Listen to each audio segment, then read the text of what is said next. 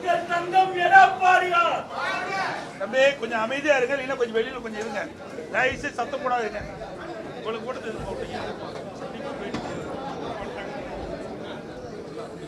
தம்பி கொஞ்சம் அமைதியா இருக்கப்பா, சத்தம் போடாதீங்க. ஒரு அறிக்கை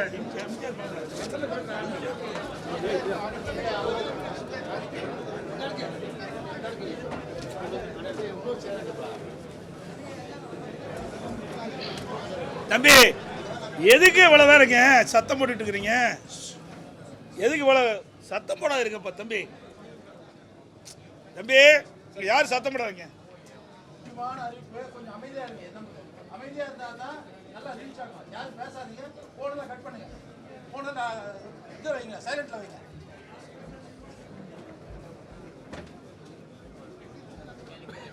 கச கச கச. தம்பி கொஞ்சம் பேசாதீங்கப்பா, பின்னாடி இருக்கிறீங்க. கொஞ்சம் கிரௌடு, இவ்வளவு கிரௌடு எப்படி விட்டீங்கன்னா தெரியல. அனைத்து ஊடக நண்பர்களுக்கும் பத்திரிகை நண்பர்களுக்கும் காலை வணக்கம்.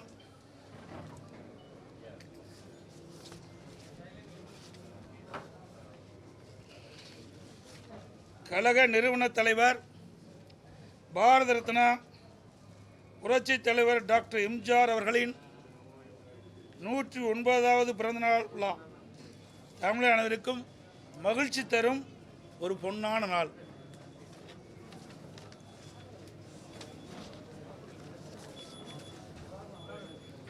சட்டமன்ற பொதுத் தேர்தல் 2026 அனைத்து இந்திய அண்ணா திராவிட முன்னேற்ற கழக முதற்கட்ட தேர்தல் வாக்குறுதிகள். தமிழ்நாட்டின் 17வது சட்டமன்ற பேரவைக்கான பொது தேர்தல் விரைவில் நடைபெற உள்ளதை முன்னிட்டு மக்கள் நலன் ஒன்றை மட்டுமே குறிக்கோளாக கொண்டு செயல்பட்டு வரும் அனைத்து இந்திய அண்ணா திராவிட முன்னேற்ற கழகத்தின் சார்பில் அளிக்கப்படும் முதல் கட்ட தேர்தல் வாக்குறுதிகள். வாக்குறுதி எண் 1, மகளிர் நலன் குலவிளக்கு திட்டம். சமூகத்தில் பொருளாதார சமநிலையை உருவாக்கிட குலவிளக்கு திட்டத்தின் மூலம் அனைத்து குடும்ப அட்டைதாரர்களுக்கும் ஒவ்வொரு மாதமும் உதவித்தொகையாக ரூபாய் 2000 வழங்கப்படும். இத்தொகை குடும்பத் தலைவின் வங்கி கணக்கில் செலுத்தப்படும். பேட்டி கொடுக்குறேன்ல, மறுபடி உதவி படிக்கட்டுமா? கொஞ்சம் கம்மனு இருங்க தம்பி, தயவு செய்து. அப்புறம் எல்லாத்தையும் வெளியே போக சொல்லிடுவோம். அப்புறம் இது பேட்டி கொடுக்குறேன்ல, பேசி முடிக்கிற. வாக்குறுதி எண் 1, மகளிர் நலன் குல வழக்கு திட்டம். சமூகத்தில் பொருளாதார சமநிலையை உருவாக்கிட குலவிளக்கு திட்டத்தின் மூலம் அனைத்து குடும்ப அட்டைதாரர்களுக்கும் ஒவ்வொரு மாதமும் உதவித்தொகையாக ரூபாய் 2000 வழங்கப்படும். இத்தொகை குடும்ப தலைவியின் வங்கி கணக்கில் செலுத்தப்படும். வாக்குறுதி எண் 2, ஆண்களுக்கும் மகளிருக்கும் கட்டணமில்லா பேருந்து பயண திட்டம். நகர பேருந்துகளில் பயணம் செய்யும் ஆண்களுக்கு கட்டணமில்லா பேருந்து பயண திட்டம் செயல்படுத்தப்படும்.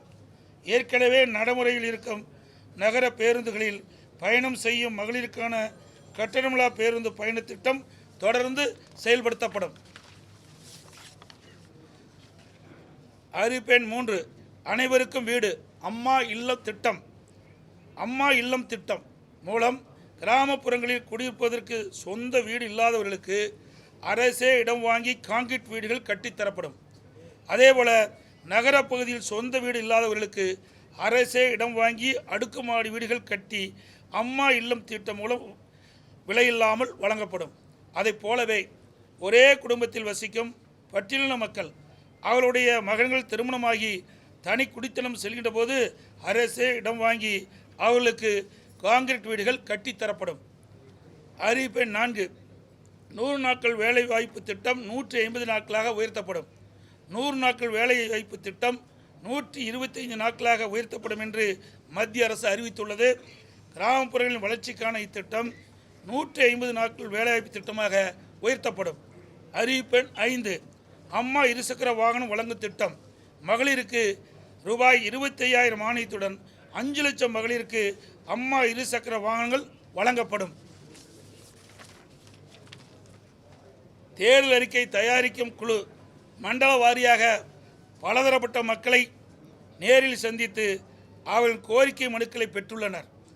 இப்பணி நிறைவடைந்ததும் அனைத்து இந்திய அண்ணா திராவிட முன்னேற்றக் கழகத்தின் சார்பாக குழு தயாரிக்கப்பட்ட அறிக்கையை அறிவிப்புகளாக வெளியிடப்படும் என்று மகிழ்ச்சியுடன் தெரிவித்துக் கொள்கிறேன்.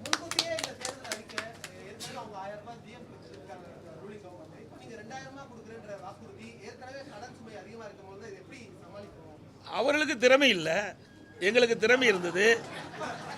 நாங்கள் ஆட்சி செய்கின்ற பொழுது 5,18,000 கோடி தான் கடன் இருந்தது. எந்த சூழ்நிலை?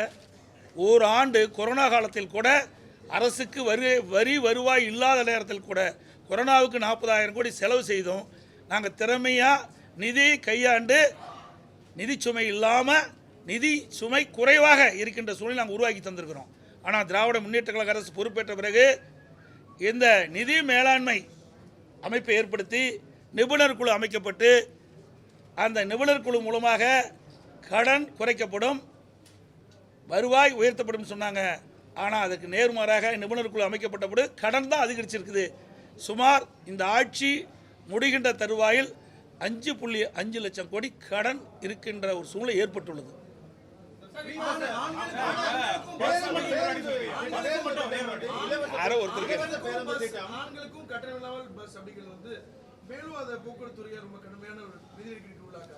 அதுதான் நான் சொல்றேன்ல, நிர்வாக திறமை இருந்தால் எல்லாமே சமாளிக்கலாம். நிர்வாக திறமையற்ற சிரிக்கின்ற பொழுதுதான் இந்த கடன் சுமை அதிகரித்துக் கொண்டே இருக்கின்றது. அதையெல்லாம் இன்னும் அதாவது 2ஆம் கட்ட தேர்தலுக்கு முழுமையாக வெளியிடுகின்ற பொழுது இன்னும் பல அறிவிப்புகள் வெளியிடப்படும். இப்போ எங்களுடைய தேர்தல் அறிக்கை தயாரிக்க குழு ஒவ்வொரு மண்டலமாக போயிட்டு இருக்கிறாங்க, மக்கள்கிட்ட மனு வாங்கிட்டு இருக்கிறாங்க. இப்போ இன்னும் கோயம்புத்தூர் மண்டலத்துக்கு போகல.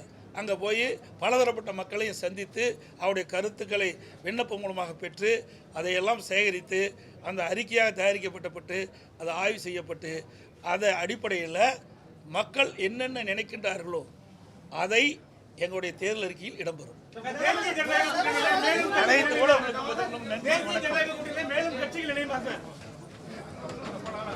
தேசிய ஜனநாயக கூட்டணியில் இன்னும் சில கட்சிகள் இணையும்.